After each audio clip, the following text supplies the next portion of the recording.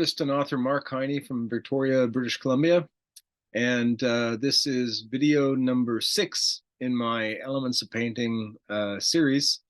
I hope you enjoy it. We're going to get straight to my slideshow here and start talking about where we left off in the last video. So screen share, and there we go. And here we are. Okay, so where we left off last was working with the variables of creating your own reference material for painting. Now, when it comes to reference material, it depends on your style.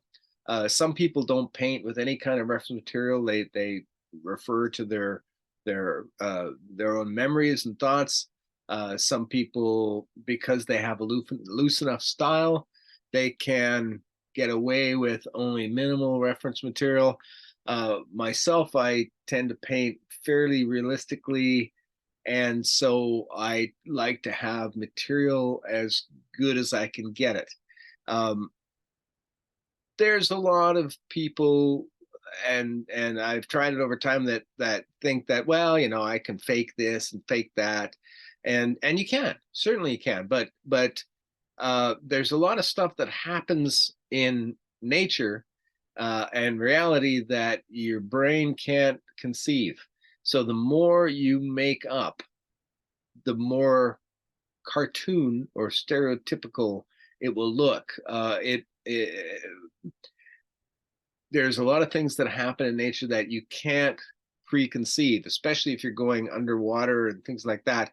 Reflections and things you can make up to a point, and you can modify to a point, but the closer material you have, for my purposes, I like to have it as accurate as I can, and I can play with it from there. But I like to have good working material for my style of work. My father, on the other hand, he kept his style loose enough that it was realistic, and if you take a photograph of one of his paintings, you shrink it way down, it can be quite photorealistic. But in a large format, because the style was loose enough, he could get away with faking a lot of detail that he didn't necessarily have to have perfect material for, and that was great for him, because it allowed him to work without the restrictions of perfect reference material. So anyway, we're going to go on from here. This is me shooting underwater. Another element to play with that you have an option for, if you choose to, is wardrobe design. And for my series of sirens paintings, where you know, I'm trying to tell a story, my wife Lisa, seen here, she's a professional costume designer, which is quite handy. And so we kind of worked out these costumes. Primarily, she did the design for them, but we worked on them collaboratively, and we chose fabrics that had a very floating and ephemeral effect in the water, with suspension of gravity, and translucent fabrics, so you get some translucent effects happening in the water. And they were designed specifically to not look commercial and look more like they were handmade, because that was the background of the storyline. So, you know, wardrobe design is something that you can consider. Certainly, if you're doing figurative work, you have a choice of, if you've got a model, somebody, you have a choice of what they're going to wear. So, you know, that's all within your control. Even if you're not building the costumes from scratch, you're choosing which outfit to wear to create whatever kind of effect you're looking for. So it's something that is within your control, and you can play with. And certainly we played with the costume design in the Siren series, because that became a big part of the creative process. And so something to consider: wardrobe design and makeup.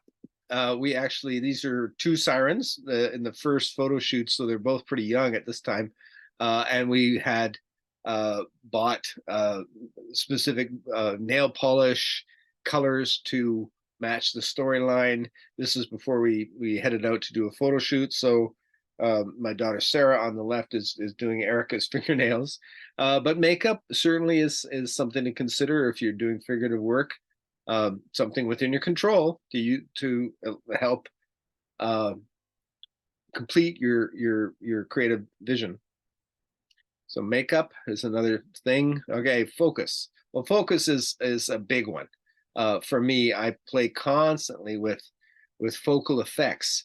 The truth of it is that if something is out of focus, if you look at a photograph that is out of focus, it's really painful, almost painful for your brain to look at because it's hard on the eyes. Your brain's going, it's out of focus, and so uh, it can be a handy, powerful tool to drive a viewer away from certain things and towards other things. So in this particular image, we've got all the focal effect, focal sharpness happening here in the face, and then the secondary focal point with the bird. And we've got things in the background. It's hard to see because this is 24 by 36 painting that's been shrunk down, but a lot of softness of focus in the background so that the real draw is to the figure in the foreground. There's some kind of motion effect type of thing happening here too. There's a little bit of a surreal effect with this sparkling kind of atmospheric feeling, almost a magical kind of feeling around the character. So focus is definitely something that I play with, and I have a variety of different ways to work it. I have a number of brushes. Let me find one here. Okay, well, not really. Anyway, what I'll quite often do is if I've got two lines that are butting together, and I want to have that definition between these two shapes soft, so that it doesn't draw a lot of attention. I'll paint them together, and then I'll go in and I'll just use a very soft brush and just kind of do a circular motion over top of them, dragging the two tones and colors together to blend that edge soft. And I can do that back and forth a number of times, and until I get the softness of edge that I want. And you don't necessarily have to do that all the time as you're painting. You can do that towards the end of the painting where you can come back in and soften off edges that are still wet, or you can even re-wet edges to soften them off. So that's one of the last kind of final adjustments that you can make if you're finding that some of those soft edges aren't soft enough. That's one of the final stages of the painting process for me. I certainly pay attention to it as I'm painting. It's one of the things, like the elements, to keep in mind as you're working where you want it soft. And but it's something that you can tweak towards the end, so you don't have to have it perfect all the way through the painting. You can address that later when everything is in place and you can see the values and everything working together, and it gives you a better sense of what you need to soften. So focus, big one. This isn't a great sample of style consistency, but what I mean by style consistency is if you have one part of the painting painted in a certain technique and another part that is of a different technique, it doesn't often work.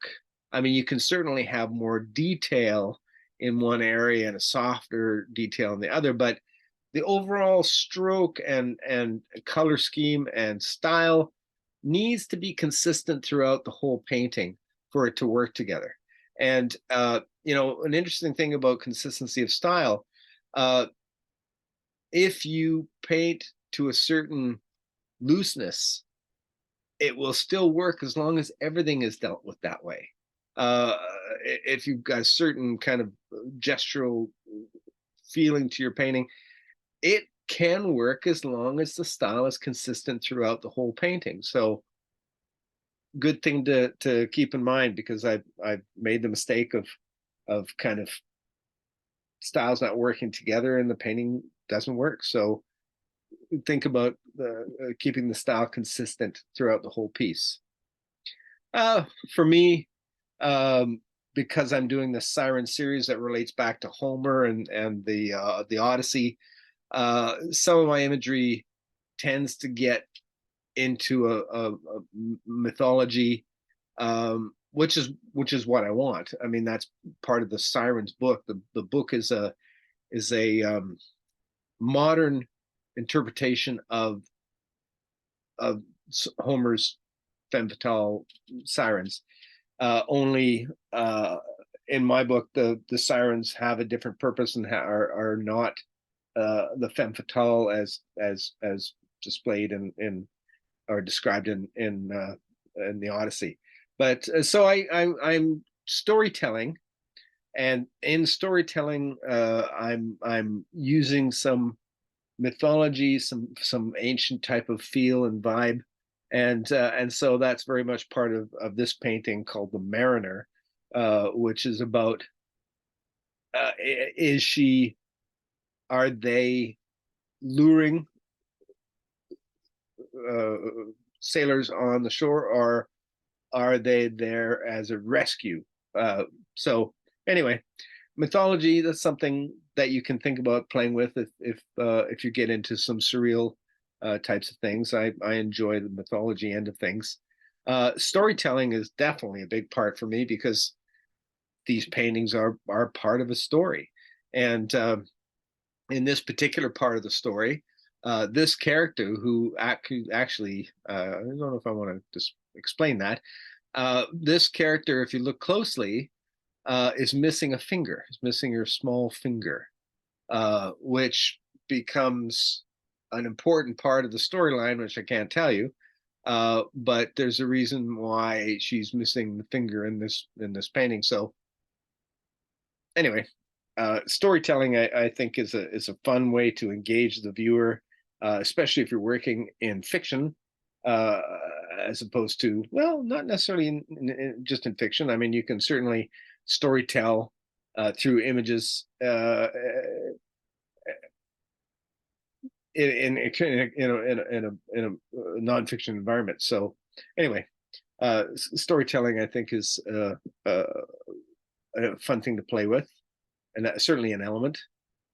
This particular one here, this is called The Memory of Stone, and the story behind this is about the story of the West Coast and the First Nations people who lived on the West Coast of Canada. They built out of wood because that's what was there. There's lots and lots and lots of wood, as opposed to people in Egypt that built pyramids out of stone because there was lots and lots of stone. But wood was certainly a lot easier to work with than stone. But on the West Coast, wood structures and objects in the rainforest tend to last about 100 years, and that's the maximum. So, totem poles are built and designed to degrade over time. It's part of the process of the totem, and so on the West Coast, there are very few things that you can see from antiquity, which the history of First Nations people on the West Coast of Canada goes back 20 to 30,000 years, to the point where the first humans that entered North America, in one theory, came across the Bering Sea on an ice bridge during the Ice Age, and traveled down the coast to British Columbia, which is not that far from Alaska. And so, along that coastline, there's all kinds of food. I mean, you can't step down on a rock without crushing an oyster or a clam or something. So there's certainly survival was possible, but the thing is that because everything was made of wood, there's not much left, and so anything that was stone, uh, that's what's left over. And there are places on the coast like that. stone weirs that are still in place after thousands of years, found off the west coast, and so the memory of stone, and there are petroglyphs too that date back a long way, because they're carved into stone. Wood is gone after 100 years, but the stone remains, and so this concept of this painting is about the memory that stone holds beyond wood. So anyway, another bit in terms of storytelling. So, okay, surreal content, something to consider. Again, it's another element that you can add a certain surprise to a painting. This painting is painted in a very high key kind of feel. The wings themselves are actually flying fish wings. From when I did the sailboat trip to Hawaii, there were flying fish all over the deck of the boat, so I got some great photography. But anyway, this painting is got some surreal content. That's something fun to play with. If you choose to, it's certainly an element you can have fun with. Something to consider.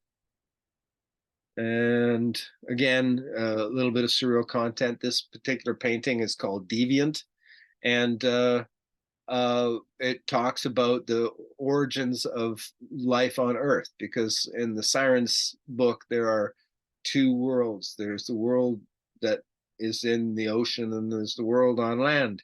And the creatures in the ocean, which were the origin of all creatures and all life on Earth, they resent the creatures that live on land and have abandoned the ocean. And this particular creature, this fish in the background here, it's called a coelacanth. It's known as a what they call a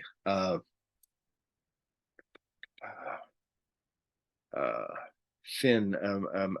It has very sturdy fins. There's a name for it. I can't remember right now. But it evolved about 400 million years ago when the first creatures moved out of the ocean, beyond the ocean, onto land and became air-breathing creatures. And this particular creature, which they thought went extinct 400 million years ago, they discovered there was a colony of them living off the Azores Islands in Africa in 1935. And then since then, they've discovered other colonies in Asia and places. So this is the ancestor of all land-breathing creatures, lobe-fin fish, they call them. And these lobe-fin, these heavy fins, eventually became legs and arms. So this is the ancestor of all air-breathing life on Earth. And so in the story, it is in most of the ancient species are considered valuable because they are long-term survivors in the ocean, but this is the deviant that led to life on land. So it's all part of the story, but it's again some surreal content that you can have fun playing with. So something to think about. Surreal content. And color mood, that's pretty self-explanatory. When you're trying to create a certain effect, and this effect, it's quite hot and dramatic. And then in this effect, this is Andrew Wyeth. The color mood is cold and stark, which is a very big part of the vibe of the painting. And I think these are the Krugers, the couple that Andrew Wyeth used to paint on a regular basis. And look at the direction of the gun pointing at the old woman, and the coldness of the accommodation adds a real temperature and feeling to the painting. So definitely something that Wyeth here is controlling is the color mood of the work, or the mood of the work due to the color. This is an artist named Brad Kunkel, who again, similar kind of thing, has created a very specific mood through the unusual coloring. This is certainly not natural coloring, but it creates almost a surreal mood to the work. So another example of mood. And again, here, this is one of mine, underwater. And then we on to a different subject here. This is, we're running short on time again. This is echo form. It's something that I've seen often used in landscape work, sometimes in figurative work. In landscape work, it can be a train overpass with rows of arches and things like that. It can be quite a dramatic effect. So echo form is something to consider. You may, in this particular painting, it became kind of the focus of the painting. So something to think about. Of course, drama, that's an important part, just the visual drama. This is one of my dad's paintings. I think it was done for a book about a tugboat on the west coast of Canada called the Sudbury. And there were several Sudbury famous deep sea trawlers that had a history of rescuing ships at sea in the 30s and 40s, I think it was, maybe even before that. And again, one of my father's works in the sense of drama is this one is Getting a Line on Maple Cove, it was called. And again, another famous rescue story. And I believe it was from the, oh no, I don't think that's this Sudbury, that was something else. But anyway, dramatic visual effect is something to consider, something you can control and play with. In this particular painting, it became the primary reason for the painting.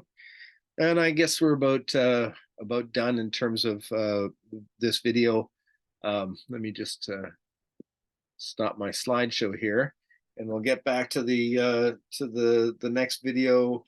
I guess that'll be the 6th video in the series coming up, and work some more on the elements of painting. Once you understand these elements, then you can control them. That's the main reason for understanding them, is being able to manipulate them and use them. These are all tools that you can apply more or less depending on what you're trying to achieve, and create the kind of visual statement that you're trying to create. So thanks again for joining me, and hopefully see you back again for video number 6. Take care.